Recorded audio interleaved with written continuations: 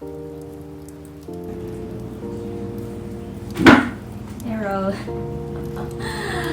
Today we are starting out with some breakfast.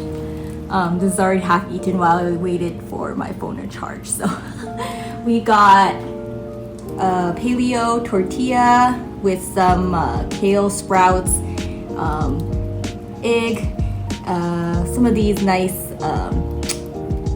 tiny onions, and let's see. Let me show you my drinks. Okay, so we are doing. It's kind of cool. I got this thing from a grocery store. So all you have to do is add like an oat milk or some kind of juice or water to these like cubes, and they come in like a wheel.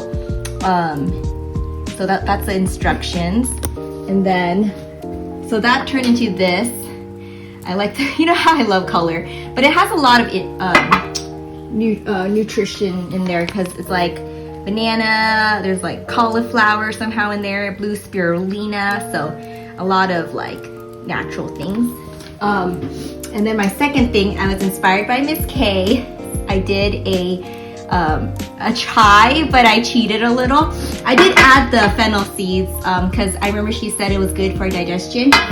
But I used this Four Sigmatic Calm Chai Latte mix, and it has already some of the things she put in there. And then I did ginger, like fresh ginger, and then just like boiled some oat milk and some oat creamer, and added that powder in, and then kind of like used a tea filter too. Yeah, okay. I don't know why it took so long to get here. Okay, oh, and then I forgot Miss B, thank you for your El Cabrito Diablito hot sauce that she got from her trip to Latin America. This is my proof that I'm using it. I put some on like on some chips yesterday. It's funny because when you put hot sauce on chips, it does this like sound, which is like really like, I don't know, it kind of reminds me of like, you know that pop candy growing up, you put it in your mouth and it like, it's like, yay, chemicals. So anyway, that was like great putting this hot sauce onto a chip. Okay, let me eat now. Hero. Hey guys, so I found out that Freed of London does Pointe shoes in Darlene, can I vlog? No butt in the camera, please. So I found out that Freed of London does bronze Pointe shoes. So I think they deliver from New York though. So I got these in like 2 days through FedEx. I'm super excited. Your size I think is usually 2 or 2.5 sizes smaller than your street shoe. So if my street shoe is like 7.5, then I got like 4.5. Yeah, 4.5. And then I know I'm kind of, I think C is like the width. So this is 4.5C. And yeah, I'm so excited. Let me compare to my old shoes. Yeah, you can see the old shoe color. It's like the normal pale pink. And then, she's gonna lick off my eyelashes. And this one is darker. These are Grishko. This one is Freed. Yeah, I'm super excited. They make a shade that's even darker than this, but I think I'm a little tanner now. Like I did this, but you can see the stitches are pretty nasty. So here's my cushion. See if this fits in here. Okay, I'm gonna try it out. Okay. Pretty good. They're really tight around my feet, so I wonder if C was right, but I think that's like the normal width. I'm so like dark now. I think people think I'm like not Chinese. Let's see. Okay. Yeah. I think I just need to tie those ribbons. Find a, yeah, I don't know why it didn't come with ribbon.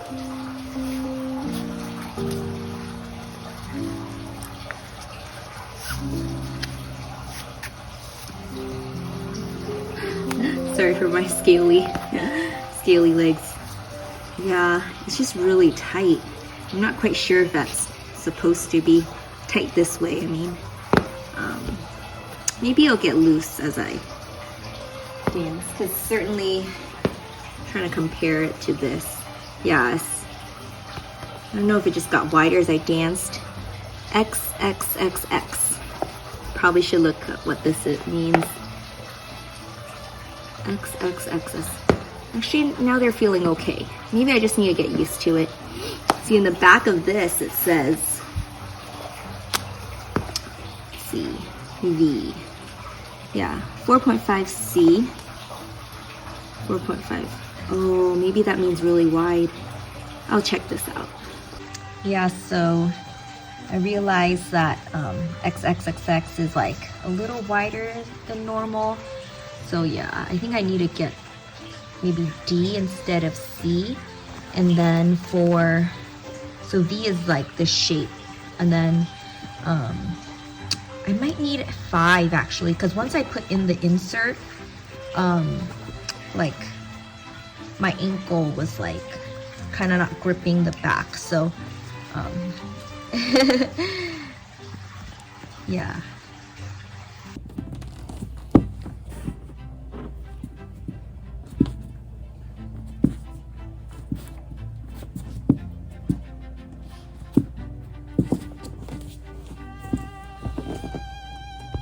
Okay, it took some time to get here. Yeah, so these slippers, they come with these like rubber band that go all the way around, and then you have to like scrunch it, and what I do is like burn it at the end, but the string actually came out, and it took me like an hour and a half to get it through this like slot. And I was like, oh my gosh, I can't be a dancer. And I look at these like girls on TikTok, they're like 12 years old and they could do it like no problem with like a bobby pin. And I was like, what is wrong with me? And then finally I just had to ask my mom.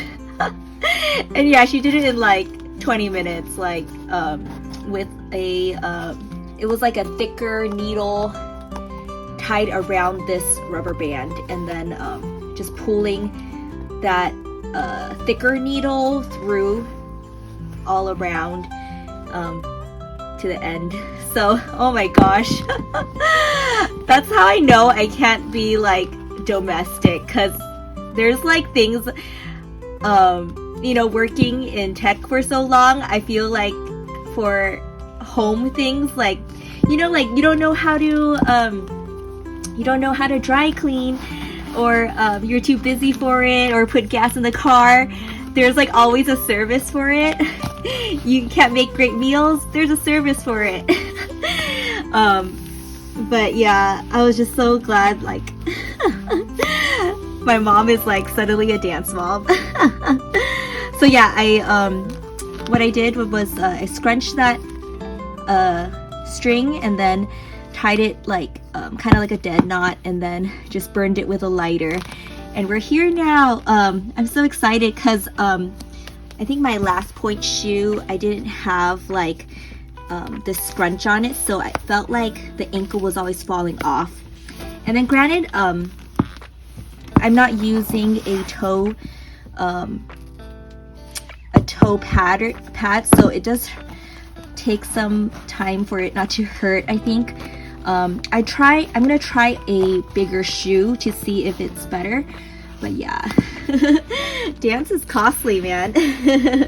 But I'm excited. It's like kind of like a hobby that keeps giving, like it's teaching me some patience, and yeah, just very humbling when you see like a 10-year-old do something you can't do. It's like, oh my gosh.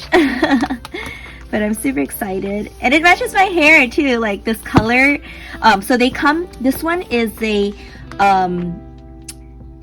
bronze satin, and then of course there's that normal pale pink, but there's also a brown satin that Freed does. But just be careful. I did read on Reddit that it is common for the Freed. Yeah, it just pulls out so easy. So yeah, just you know, like try when you put on your shoe for the first time to not pull it until, you know, you have it on, because it does do that, and it does take forever to get it all the way through. So thanks, Mama Chan. There was always pockets of resistance. They created so-called Ukrainian resistance zealots. We would supply them with arms, money, whatever. These operations, which the CIA conducted with every fiber of its being from 1949 to 1953, were suicide missions. Uncounted thousands of recruited foreign agents died. And one reason they were suicide missions. Each succeeding operation, Poland, Romania, they're all disasters. People just disappearing. One factor that shaped the double star was a lifetime of dedication to protecting the interests of multinational corporations. What this meant was that they had a deep interest in preserving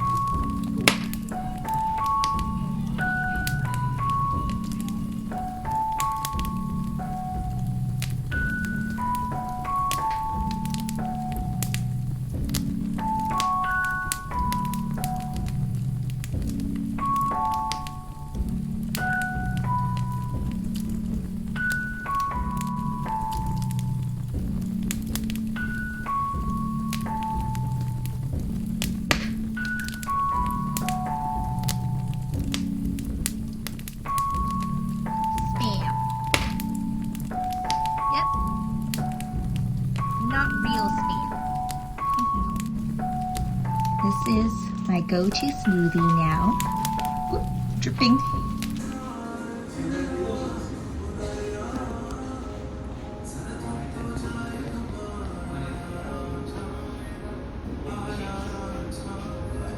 I took a picture too. So bad. Hello guys, we are doing this. I mixed let's see, it was black, some kind of crimson, and my gold color, and it turned into this kind of burgundy, dark burgundy purple. I'm just thinking if I have a really dark border, the sky is gonna really pop. So yeah, I'm so glad to kind of like not noodle and paint with big brushes and get things started. Yeah, I have really bad habits, but remember, thick over thin. So, you know, this base layer should actually be very gamsoled down, and I didn't do that really well. But in 100 years, someone will be like, this girl doesn't know how to layer stuff. But it's all good. Yeah, so just like a gradient down of blues, and then yeah. Oh yeah, also always remember to paint like the tops and sides of the canvas. It just looks better, personally. So always a good idea to do that. I'm kind of just like brushing towards the edge, you know. I think the smart thing might have been to masking tape off the sides, but I'm kind of working so fast that I don't want to. So I'm just kind of like scrumbling until I get to the border, and then trying to not touch the wet paint. Yeah, so this straight edge is pretty good.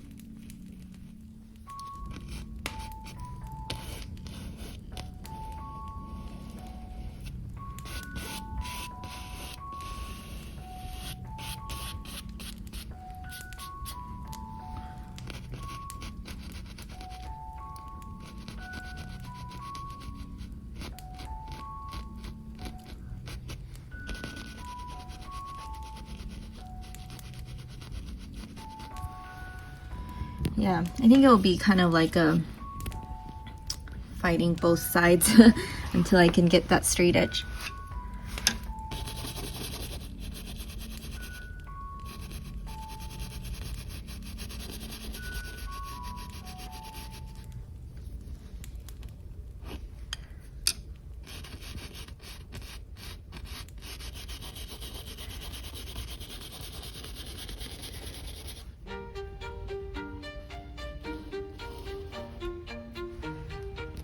I feel like I'm gonna like find a dead rat in my garage when I go too deep into corners. Okay, so this is just a process. Yeah, it just looks better, you know, like obviously in a gallery people look to the sides too, and you don't want like, you know, a bright side, you know, peeking out from the back, you know, so it's always nice to just paint these sides with, even if it's like just one color. I mean, it'd be even cooler if it's like a different subject and it kind of just like, you know, like that line of a subject just goes all the way back, you know, too. But yeah, let's not be complicated here.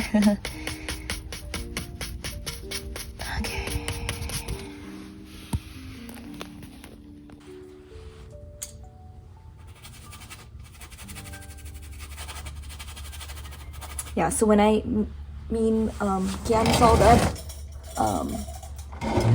take like your color and have the gamsol. So it spreads easy, and also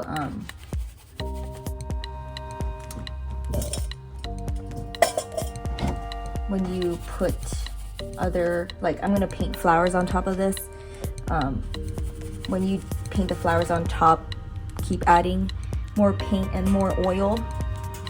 So that's what it means when it's fat over thin. Literally fat oil over a thinned out version of the paint.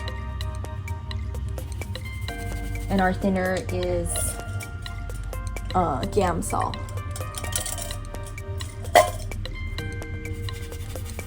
Okay.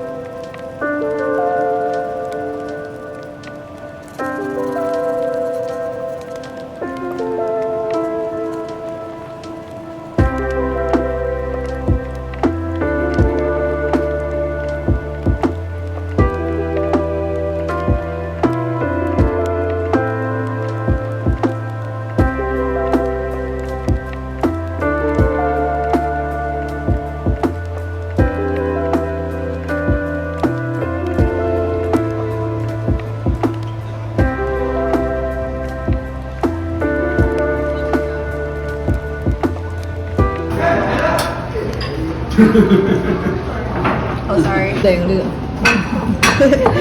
นี่มัน Wow. turkey drumstick Is that หน่อไม้คะ หลอกแล้วล่ะหลอกแล้ว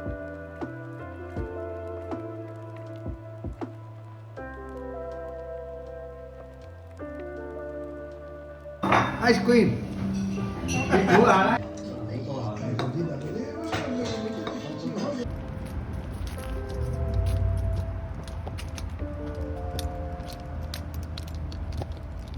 Guys, here is my banana bread of the day. I used whole wheat flour, 2 bananas, macadamia nuts, and oatmeal, and some coarse sugar on the top to make it crunchy. Yeah, I'm so excited because I got these new cups and teaspoon, tablespoon things from Magnolia Bakery. Actually, I don't know the brand. Actually, upon looking into my trash bin, they are called Hearth and Hand brand under Magnolia. It's also Joanna Gaines. So yeah, they are so cute. They're like wooden with the teaspoon, tablespoon things. Yeah, I got a whole set. So I'm super excited to do more fall baking. Yay! Yes, so you can get this whole set at Target.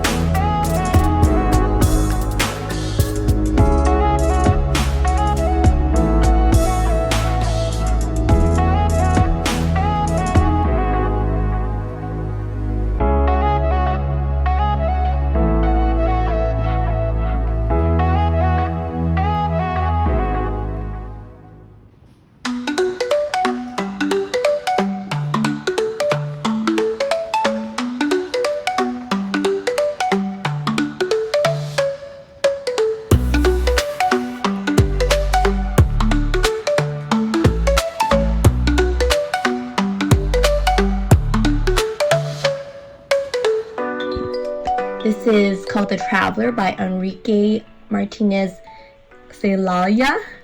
This sculpture emerged from my reflections on memory and place and how we hold them together. The figure is made with tar and straw, materials I see as fundamental matter. tar, which is decomposed living organisms, and straw, which points to the landscape and nourishment. These materials then assemble into a figure, into consciousness, and become a nest perched upon the tree. The expression on the figure is inward-looking, but open to the world. Upon this nest, golden birds come to rest after a long travel, and the figure receives them upon his back. This case contains a selection of artist tools for hand processing watercolor pigments, a stone matate, and a glass paint molar for grinding pigment, mussel shells and dishes, an eyedropper, and brushes for painting. Natural pigments include red ochre, yellow ochre, malachite, azurite, cochineal, and logwood. The covered glass jars contain gum arabic, a water-soluble binder used for making paint, orchid bulbs, a mordant used for fixing dyes, and Southern California walnut, a colorant.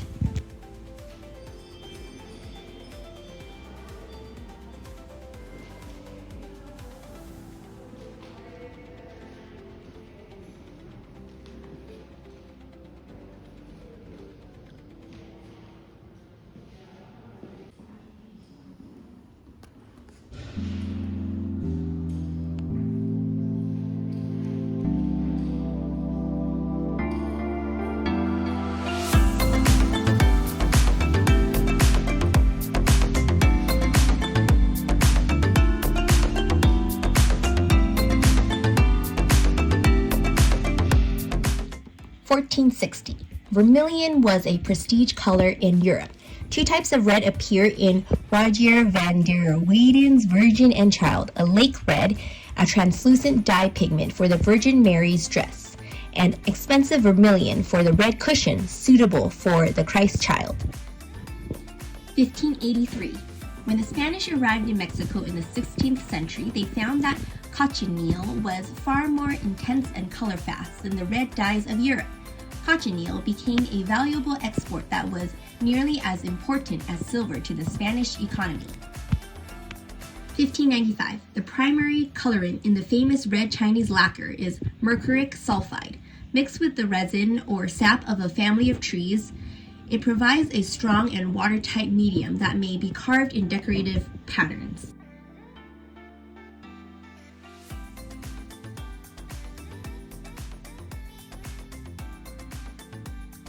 1770. Cochineal found its way through the Spanish trade to England, where because of its costliness and durability, it was used for the iconic red coats of high-ranking military officers. 1824.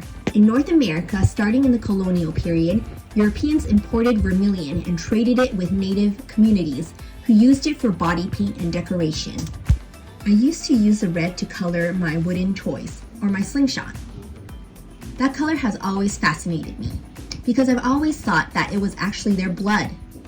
But indeed, it was a substance that their body produces by the food that they eat, which called carminic acid.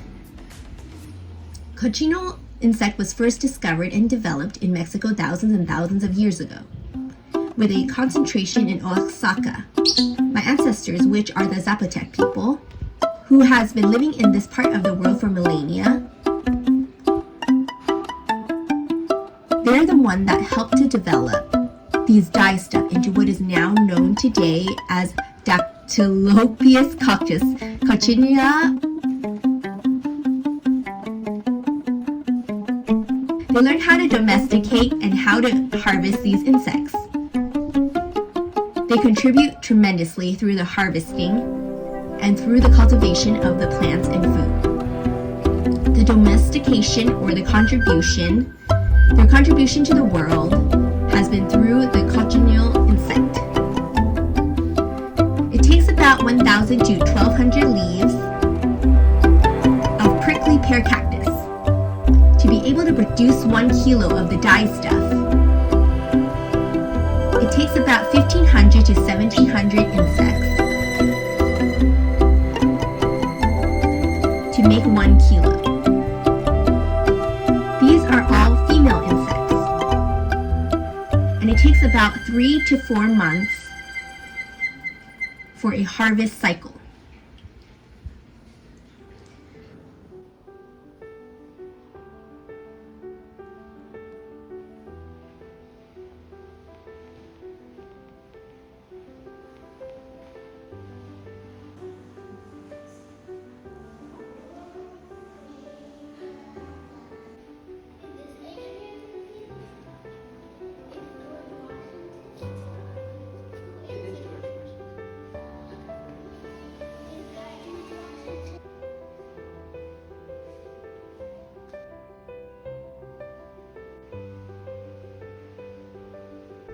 This is a portrait of Peter van der Linde by Cornelius Wynkoop around 1743.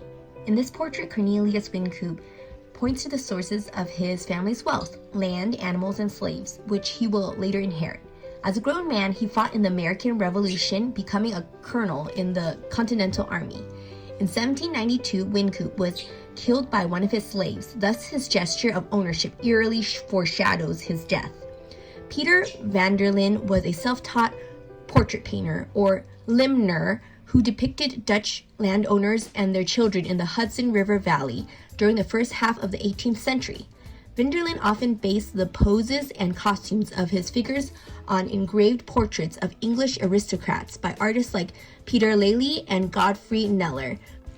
This is a portrait of Sarah Jackson, also known as Mrs. Henderson Inches, painted around 1765. Sarah Jackson is portrayed wearing a dress of expensive silk imported from England. The dress, the lace mantle, and the ruby brooch at Sarah's shoulder indicate her family's wealth and status in colonial Boston. Her left hand turns inward to grasp her mantle, a gesture that calls attention to her body as well as her garments. In keeping with Sarah's British-made dress, Copley copied her pose, the velvet drapery, and the urn from engravings made after British portraits by artists like Godfrey Kneller and Joshua Reynolds. By referring to British portraits, Copley connected his colonial sitters to their homeland in his work to grand manner portraiture. Colonial portraits often marked a special occasion in the life of the sitter. Sarah's family may have commissioned the painting to celebrate her impending engagement to revolutionary statesman Jan Hancock. Hancock withdrew his attentions, however, and Sarah married Henderson Inches in 1770.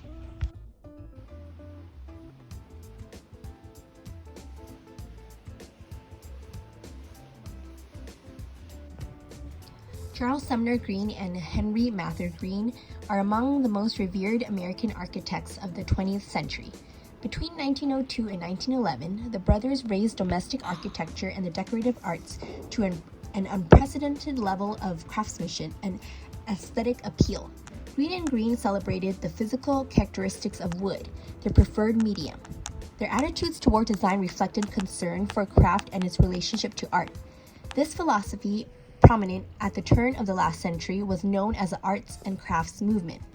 The Greens paid scrupulous attention to function, proportion, materials, and the details of construction, providing a handful of fortunate clients with domestic settings of surpassing beauty.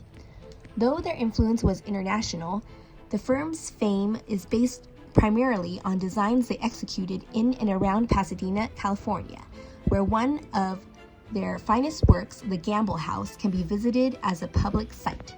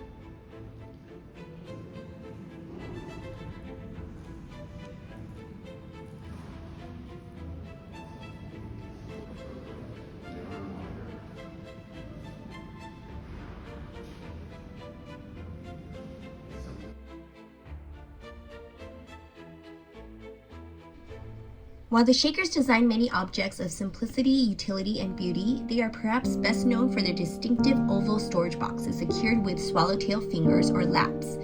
Oval box making began in the 1790s at the New Lebanon, New York community, the Shakers Spiritual Center, as one of the first Shaker industries, and survived well into the 20th century. While boxes were produced for use by the Shakers themselves, the vast majority were marketed and sold to outsiders, becoming one of the Shakers' most profitable commercial products. These 5 boxes of standard graduated sizes were designed when not in use to nest perfectly one inside the other. Though men and women lived separately in Shaker communities, they believed in gender equality. They also believed in celibacy. common property, and the second coming of Christ.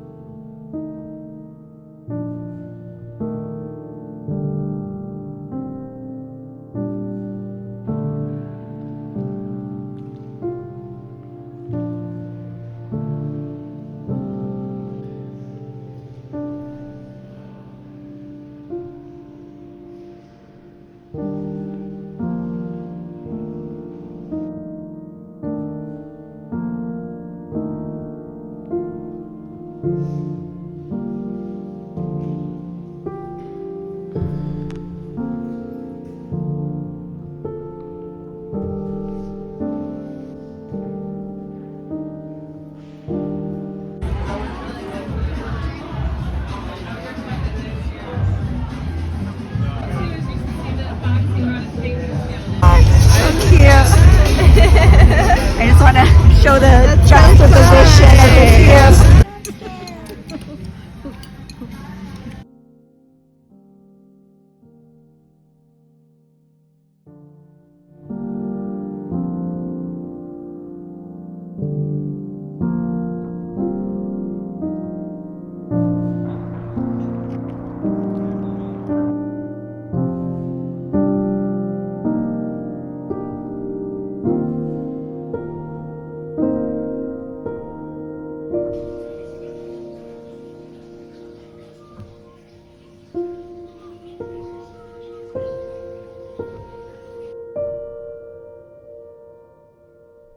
So I got a hand in and an eagle with a third of a sun blacked out. I'm trying to do some gold ornamentation around it. Yeah, I think I'm done for the day.